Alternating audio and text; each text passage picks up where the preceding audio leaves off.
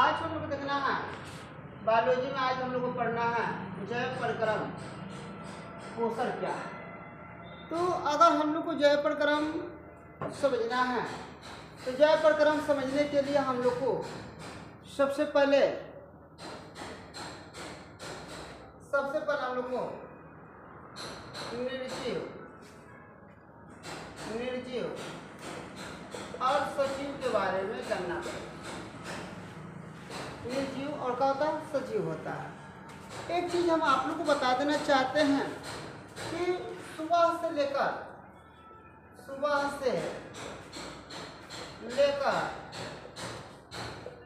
शाम तक बहुत सारे वस्तु देखते हैं, जैसे में पेड़, किताब, टेबल,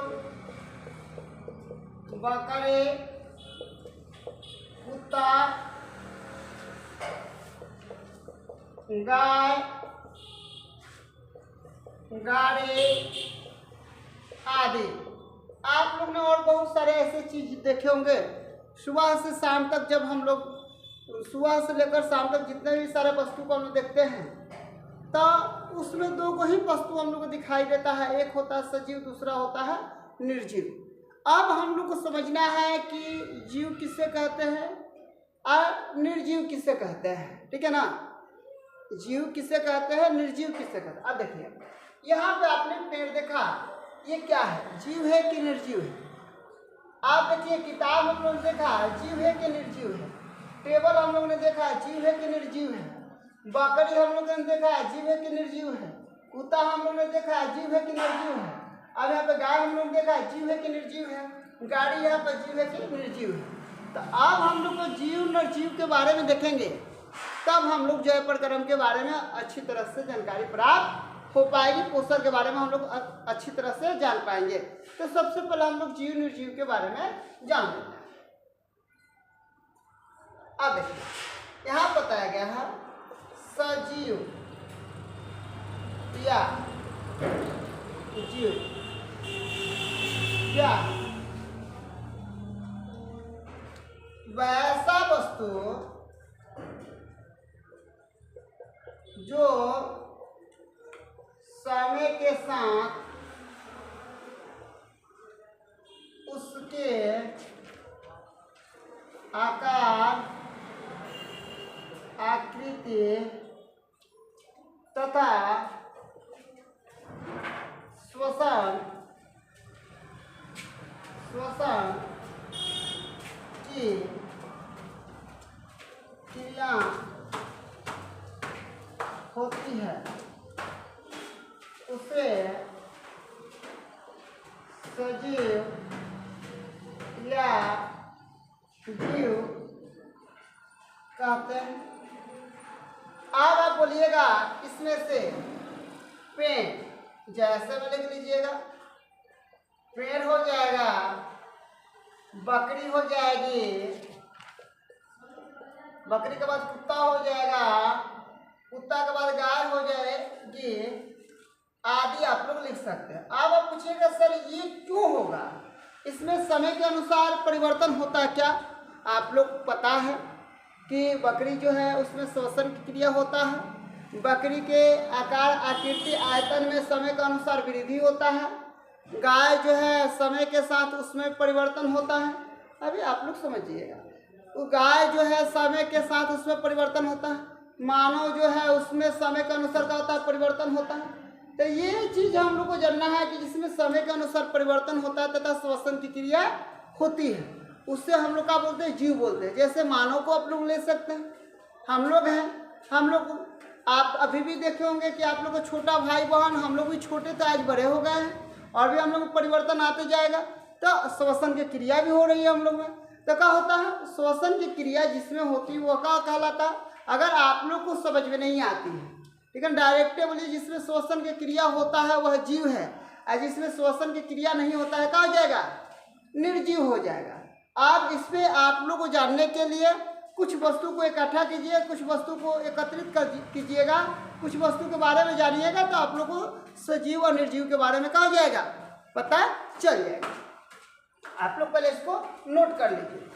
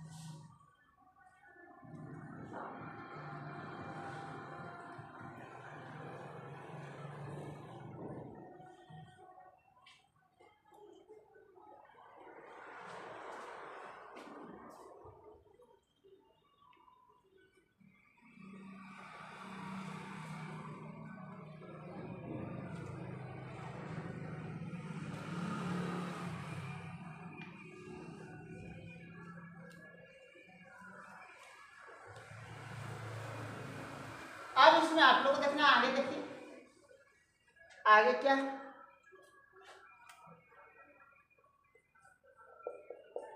निर्जीव क्या है, वैसा जीव, सॉरी, वैसा वस्तु जिसमें समय के साथ आकृति, आयतन,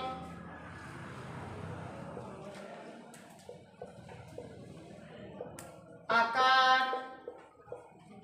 या श्वसन की क्रिया नहीं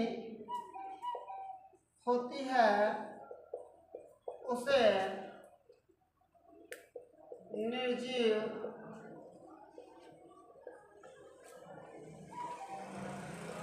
वस्तु कहते हैं।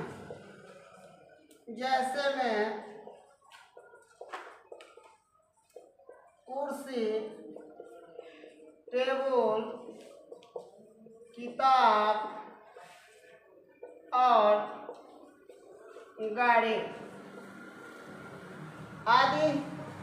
अब आप लोग ध्यान रखिएगा, इसमें समय के साथ, इसमें समय के अनुसार श्वसन का क्रिया नहीं होता है, और यह समय के अनुसार इसमें क्या होता है, वृद्धि भी नहीं होता। अब मान के चलिए कि हम लोग कुर्सी रख दिए, तो कुर्सी को हम रख दिए तो वह समय के अनुसार बड़ा होगा नहीं, जितना बड़ा है उतना ही बड़ा रहेगा।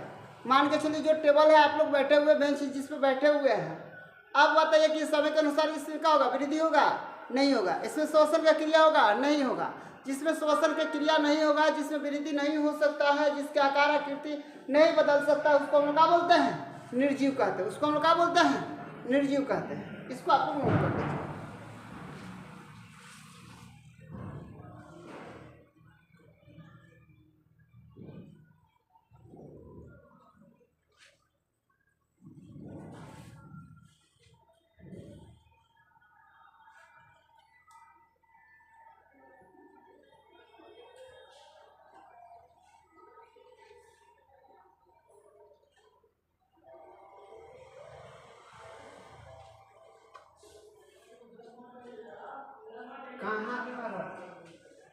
कहाँ सोचा था निशान?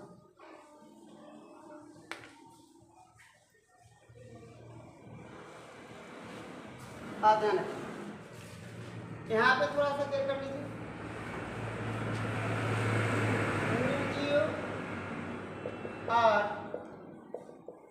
सजीव में क्या अंतर है? आइए थोड़ा सा देख लेते हैं। एक यहाँ पे हो जाएगा निर्जीव, यहाँ पे हो जाएगा सजीव। एक नंबर लिख लीजिए, श्वसन की क्रिया नहीं होती है। इसमें किसका क्रिया नहीं होती है? श्वसन। इसमें लिख लीजिए एक नंबर, सजीव में श्वसन की क्रिया होती है। श्वसन की क्रिया होती है।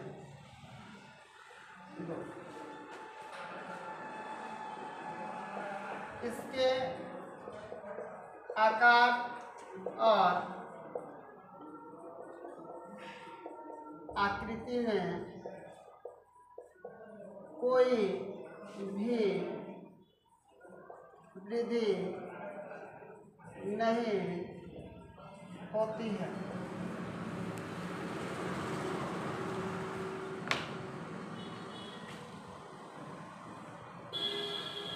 इसके आकार और आकृति में वृद्धि होती है।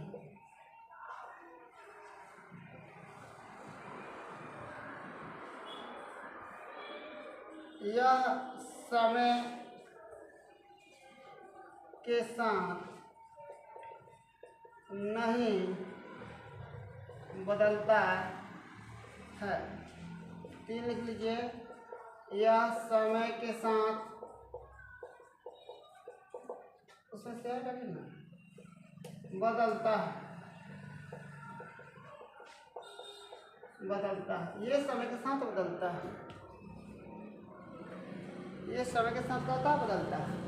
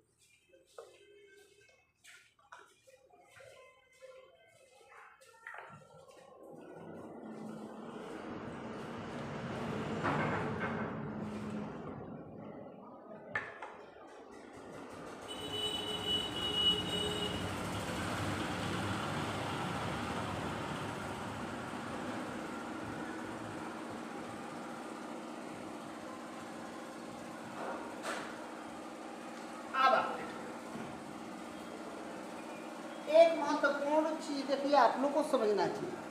अब जीव का निर्माण कैसे होता है? जीव बनता कैसे है? जीव बनता कैसे है? याद रखिए, जीव बनता कैसे, ये थोड़ा सा ध्यान रखिएगा। यहाँ पर लिखा गया है कोशिका। लिखा गया है कोशिका सभी जीवों का रचनात्मक और क्रियात्मक इकाई होती है। अब याद रखिएगा, इसमें सबसे पहले महत्वपूर्ण चीज क्या होता है? कोशिका होता है। इसमें सबसे महत्वपूर्ण क्या होता है? कोशिका होता है। अब कोशिका से क्या होता है? ये इकाइयां जो है क्या होता है, याद रखिएगा। कैसे? यहाँ पर ध्यान रखिएगा, कोशिका का समूह जो होता है, कोशिका का समूह, बहुत सारे कोशिका मिलकर कोशिका का समूह, जब ये समूह मिलेगा ना तो बन जाएगा उत्तक। क्या बन जाएगा? उत्तक। और यहाँ पे देखिएगा बहुत सारे अगर उत्तक मिलेंगे ना, बहुत सारे उत्तक मिलेंगे, उत्तक प्लस का हो जाएगा उत्तक। ये जानते हो क्या हम लोग बना देते हैं, उत्तक और उत्तक मिलेंगे ना तो ये अंग बना देंगे। तो बना देंगे अंग, ठीक है ना। अंग, बहुत सारे अंग मिलेगा ना तो हम लोग को बन जाएगा क्या? अंग तंत्र। क्या बन जाएगा? अंग तंत्र। अंग तंत्र प्लस अंग तंत्र, अंग तंत्र प्लस का हो जाएगा अंग तंत्र। तो अब का बन जाएगा हम लोग का, यही होता है जीव। अब आप ध्यान रखिएगा, हम लोग बहुत सारे अंग मिलकर जीव का निर्माण हुआ है। देखिए, हाथ हो गया अलग, हाथ के आँख हो गया, कान हो गया, नाक हो गया, मुंह हो गया, जीभ हो गया, दांत हो गया, ठीक है ना,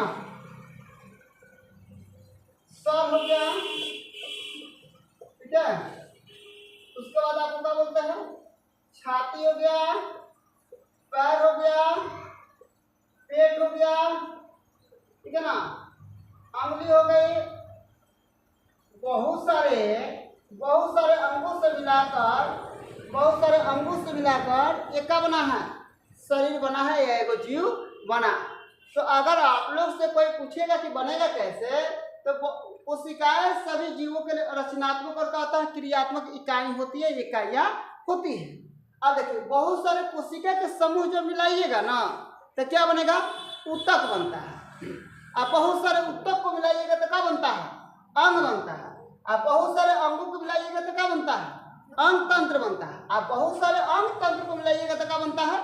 जीव बनता है। क्या बनता है?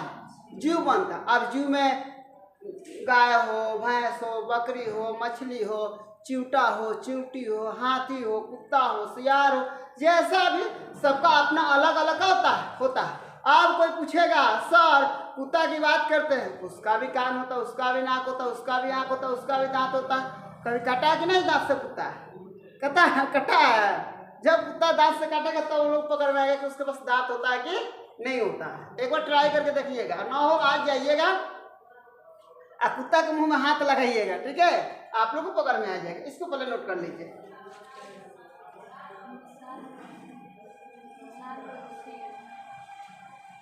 ये सर होना चाहिए, कपाल कर दिए, कपाल हो जाएगा।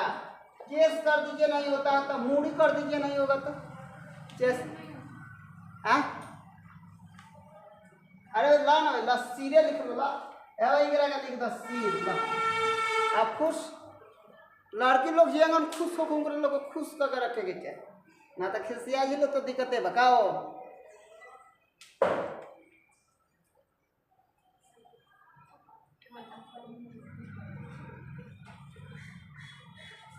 अब यहाँ पे आप लोग को जय प्रकरण की परिभाषा लिख देते हैं। जय प्रकरण की परिभाषा हम आप लोग को नोट करवा दे रहे हैं।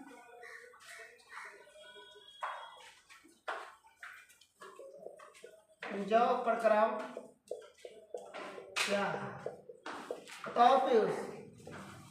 वे सारी क्रिया जिनके द्वारा जीवों का अनुरक्षण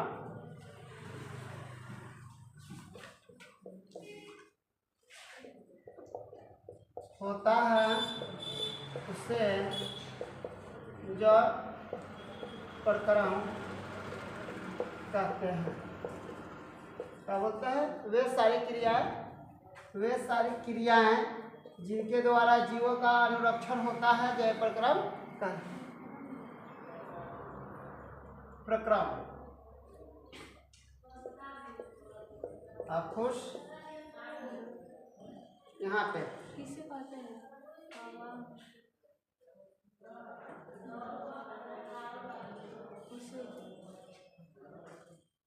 अरे देखिए, कभी कभी होता है कि हम लोग बोलते सही है, लिखते हैं गलती, ऐसा होता है।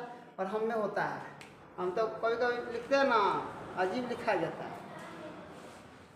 वे सारी क्रियाएं जिनके द्वारा जीवों का रक्षण होता है, ठीक है ना, वे जैव प्रक्रम कहलाता है। देखिए अब ये क्या होता है, जितना भी जैविक क्रियाएं होती है उसमें क्या होता है, शरीर के टूटे फूटे ऊतकों को जोड़ने के लिए हम लोग को ऊर्जा की आवश्यकता होती है, ठीक है ना। जितना भी जीव होता है उनमें जैव प्रक्रम की क्रिया होती है। अगर जीव जैव प्रक्रम की क्रिया नहीं होती है तो ये जो हम लोग के अंदर में टूटी फूटी कोशिकाएं होती है, इसे जोड़ने के लिए या उनका भोजन के लिए हम लोग को ऊर्जा की आवश्यकता होती है। जो ऊर्जा हम लोग का हो पाएगा, नहीं मिल पाएगा, और ये हम लोग का हो जाएंगे, ऐसे ही अस्वस्थ हो जाएंगे, या उनके और भी कोशिका सारे जो है मर जाएंगे, पूर्ण रूप से काम नहीं करेंगे। तो अगर पूर्ण रूप से काम नहीं करेंगे तो बहुत सारे बीमारियों सब लोग का हो जाएंगे, ग्रसित हो जाएंगे। इसलिए हर जीव के लिए जैव प्रक्रम की क्रिया का अति आवश्यक है। आज के लिए इतना ही, धन्यवाद।